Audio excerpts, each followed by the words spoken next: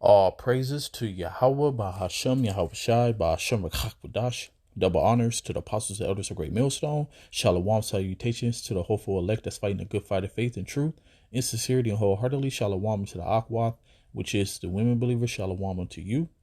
All praises, honor, and glory to Yahweh, Bahashem, Yahweh Shai. So, this is out of the Lord's mouth. He said, these 12 Yahweh Shai sent forth, and that's actually what apostle means, to be sent forth, and commanded them, saying, go not into the way of the Gentiles, and into any city of the Samaritans enter ye not. Now, through history, we understand that Israelites was in the land of Samaria. That was actually a refuge for when people commit a crime. They go run there for refuge, and see, here's the thing. We can't look at a person and be like, this is a heathen. So the reason why the Lord said don't go into the land of Samaritans, because you got to understand, it's dark people in that land.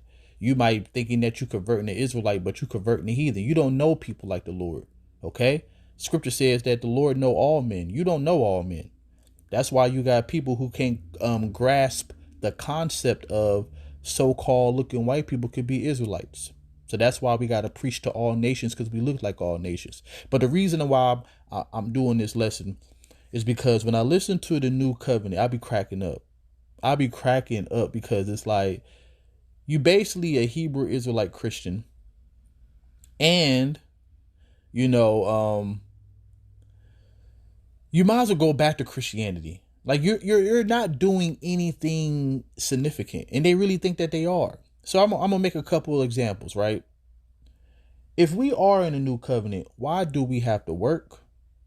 If we are in a new covenant, why do we have to worry about being digitally implanted? If we are in a new covenant, why are we not in the kingdom? Why do our oppressors rule over us, and the main one being Esau, Edom? Why are we out there teaching? Come on, man. Why are we out there teaching when the Lord said that from the least to the greatest of them shall know the Lord? So it's really bugged out. And also, the Lord himself, Yahweh Shai, said, go not into the way of the Gentiles, right? But then he go make Apostle Paul in Acts 9 the apostles of the Gentile. That sounds like confusion, which shows you that there are two different Gentiles, two different classified Gentiles. We were Gentiles. Before you knew that you was a Judite or a Benjamite or a Gadite or an Ephraimite and so forth and so on, you was calling yourself a byword, a black, a Latino, a Native American, a Mexican, whatever. All right. So, and you was keeping the customs of the world that classify you as a Gentile because you was keeping the heathen customs. That's the same thing that our people did. And being Hellenized, and the main reason why they took out the Apocrypha, all right, the Greek captivity. That's why it says no difference between a Jew and a Greek. Hey, a Edomite and a Judite is a difference, okay? Because people classify Greeks as white people, right? Because that's what they call themselves these days. But see, the reason there's no difference is because they're the same people. One was born in the custom, kept the customs. They called the circumcision. The uncircumcision is the ones who was born outside of the land and keeping the customs of the heathen and speaking that language. So, but go rather to the lost sheep of the house of Israel. All right. But go rather to the lost sheep of the house of Israel. This is out of the Lord's mouth. One of my favorite simple scriptures that, the men of the Lord been using for years, but it seemed like it goes in one ear and out the other. When people hear this, I don't even understand how they can have an argument. Who you call Jesus said this, but rather go to the lost sheep of the house of Israel.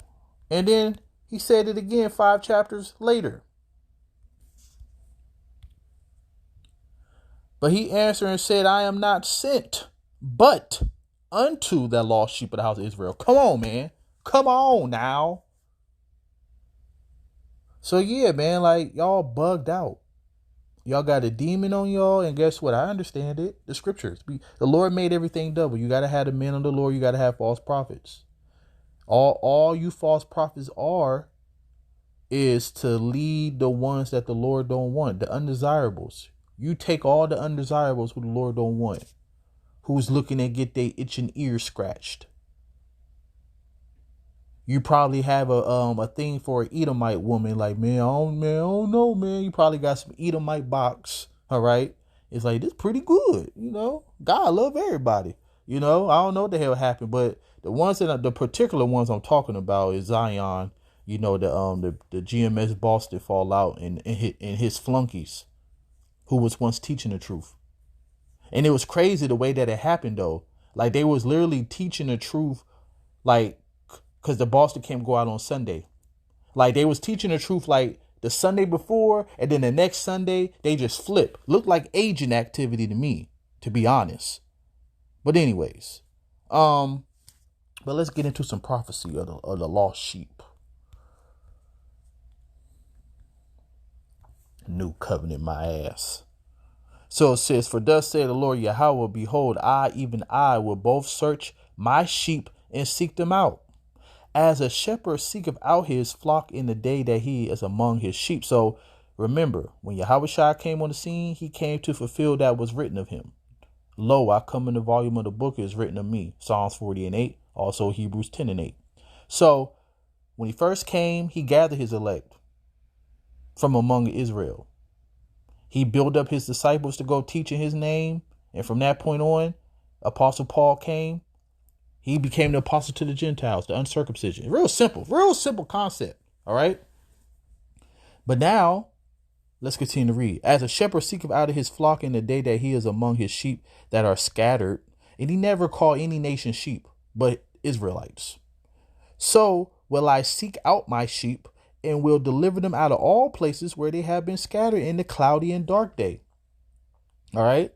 So from 70 AD until now, we've been scattered. We were scattered before then. We always been scattered through the captivities of the Syrian, the Babylonians. Then you had the Medes and the Persians. Then you had the Greeks. Then you had the Romans. We always been scattered. But in that cloudy and dark day is the day that's approaching. All right. So the Lord been gathering his elect. As it say in Matthew 24:31, I will gather my elect from the four winds of the earth. That's when he returned. In the cloudy and dark day, right? And I will bring them out from the people and gather them from the countries, and I will bring them to their own land. And see, the Lord always talking about physically bringing his people to the land, right? So I just got to ask a question to you new covenant demons. Why is the Lord always talking about taking us from among the heathen, but you teaching that the heathen can make it? Somebody's telling a lie. Somebody's telling a lie. I wonder whose that is, because the Lord said this. Let the Lord be true and every man a liar. What if some did not believe? Should their unbelief make the faith of the Most High without effect? God forbid. Yeah, let the Most High be true, but every man a liar, as it is written, that you mightest be justified in your sayings and might overcome when you are judged. So it's very important about what you say, what you teach. Every idle word, you're going to be judged in the day of judgment, right? So I will bring them out from among the people, gather them from the countries, and I will bring them to their own land and feed them upon the mountains of Israel by the rivers and in all the inhabited places of the country. So we're going to be all through the earth, all through the land. 14, I will feed them in a good pasture and upon the high mountains. Have this came to pass yet? This haven't came to pass yet. A lot of people always want to talk about, that's the Old Testament. You don't even understand the book. You don't even understand that the New Testament was being written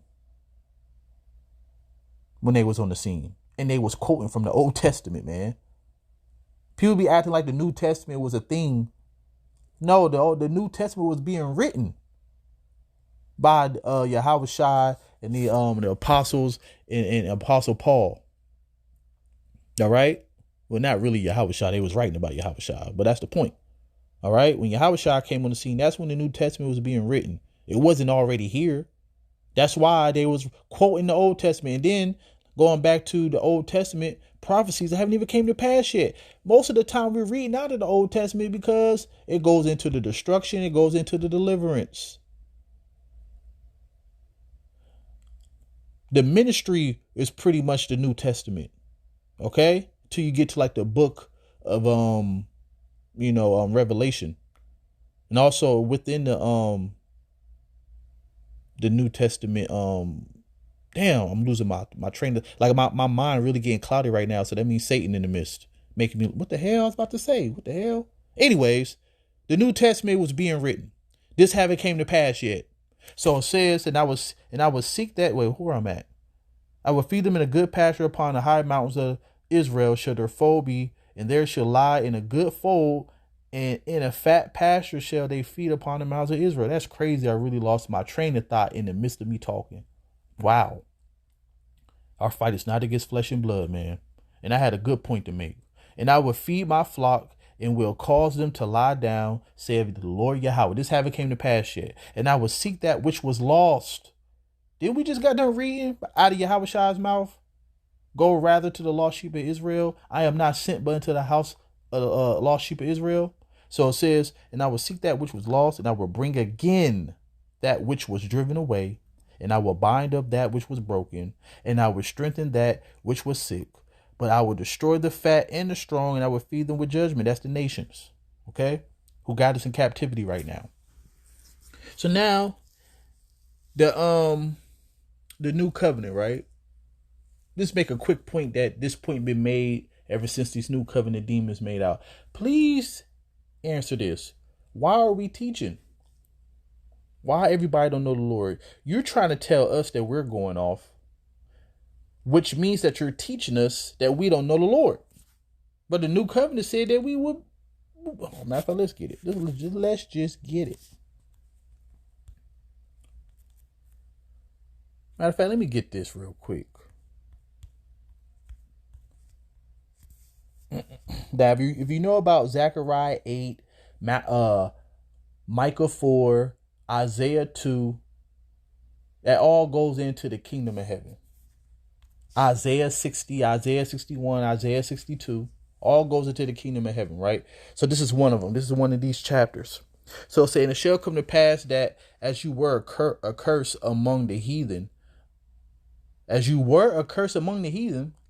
O house of Judah and house of Israel, so will I save you, and you shall be a blessing. Fear not, but let your hands be strong. For thus said the Lord Yahweh of hosts, I thought to punish you when your fathers provoked me to wrath, said Yahweh of hosts, and I repented not. So again have I thought in these days to dwell unto Jerusalem and to the house of Judah. Fear ye not. So the Lord is telling us don't fear, because destruction is coming, but the Lord going to save us.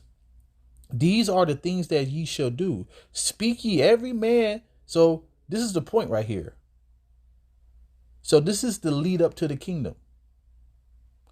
These are the things that ye should do. Speak ye every man the truth to his neighbor, and execute judgment of truth in the peace of your gates. So from 13 to 15, okay, that's going into the deliverance. The Lord telling us don't be afraid. From 16 to 17, it's letting you know the process that's leading up to the deliverance. Verse 17, and let none of you imagine evil in your hearts against his neighbor, and love no false oath, for all these things are the Lord. All these things are things that I hate, saith Yahweh Ba'ashem Yahushai. So ain't this still going on? We are not in the new covenant. Okay? We are not in the new covenant. We're still teaching.